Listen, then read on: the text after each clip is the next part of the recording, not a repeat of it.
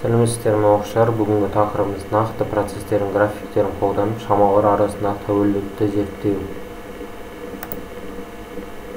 Графикте екі айнымалы шаманың арасындағы байланысты көрсететін координаталық жазықтығындағы қисық сызықты айтамыз. Мысалы, кардиограммадағы біз осындай қисық сызықты айтамыз.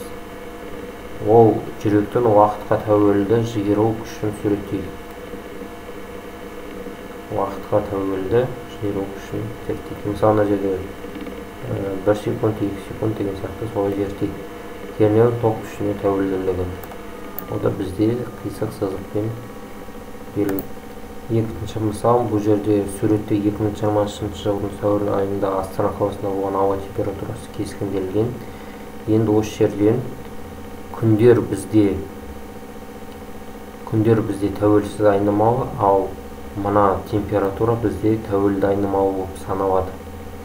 Өйткені біз жазықтықтағы координатада білеміз, күндер ол бізде абсцисса, яғни x, ал ординатада бізде y, мына градус тұрғанын білеміз. Және де y осы x-қа тәуелді екенін біз алдыңғы сабақтардан білеміз. Сәуір айындағы ең суық температура 2 сәуірде -5 градусқа тең болған, ал ең жылы кезде ол 12-сі күні неше градус болған? 20 градус болған екен.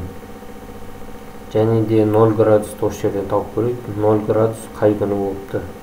Мына 0 ординат арқылы іздейміз. Сол кезде біз 3-ші күні 0 градус болғанын байқаймыз. Осы графикпен жұмыс істеп үйренейік. Және 0-ден төмен болған қай күндер? 2-сі және 1 күні төмен болыпты.